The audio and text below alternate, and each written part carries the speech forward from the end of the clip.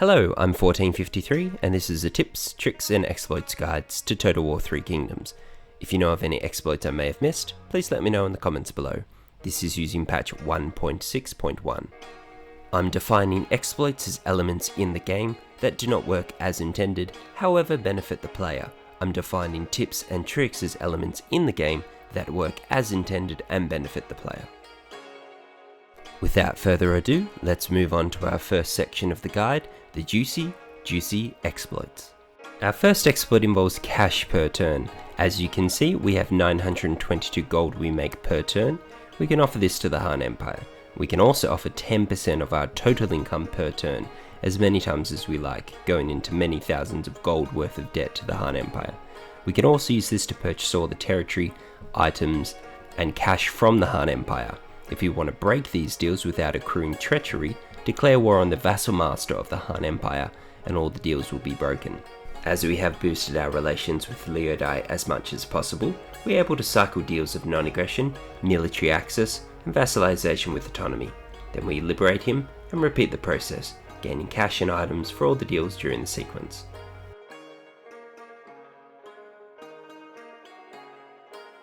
This is called the movement trick or movement exploit.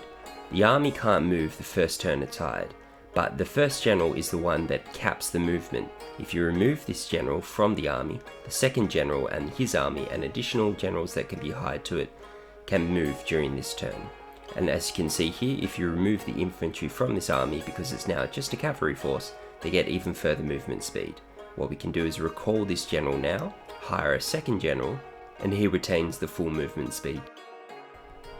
This is called the pass-through pass. If you have the first general which sieges the pass, you can use another army to move through the pass.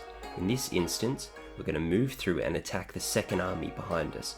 This can be done when there's no additional army behind as well, and it allows you to move through passes easily.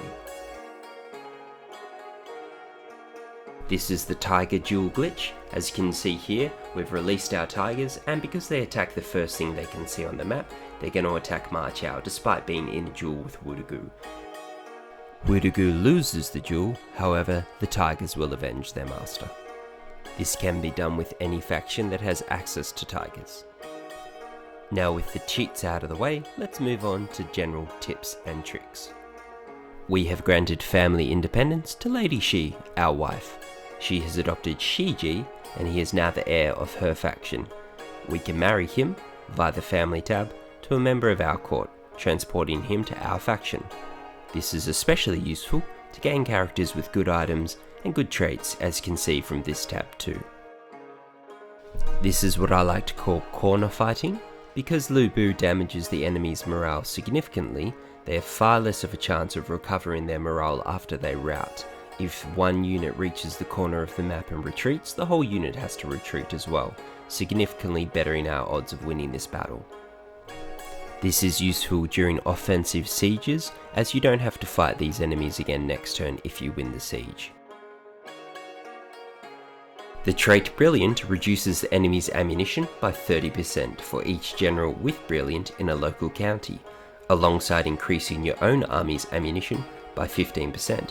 This stacks. With 4 generals as shown here, all enemies will have 120% less ammunition. This also works with enemy morale penalty skills such as unpredictability, and any other skill or items with local counties as its area of effect. As our cavalry charges forward, you can see here the slingers have 0 ammunition, without need of having the generals with Brilliant in the battle. On very hard or legendary difficulty, enemy archers won't target generals if they have at least one non-general unit in an army. This allows the Bandit Queen to get up close and personal and make new friends. However, with only the general in the army, they're far less friendly. One of my favourite little tricks is selling territory to an AI faction on turn 1. We sell our territory to this faction, and because we intend to declare war on them anyway, we simply take the territory back on turn 1. And because we're especially cruel to AI factions, we'll do it again. You may also offer cash per turn or food per turn to factions that are going to be destroyed at the end of the turn. We know this because Lady Zhurong is at war with the Yulan tribe, and they are her first target. I hope you've enjoyed the video. If you have any of your own exploits, tips or tricks, please leave them in the comments below, and I'll try to include them in future videos.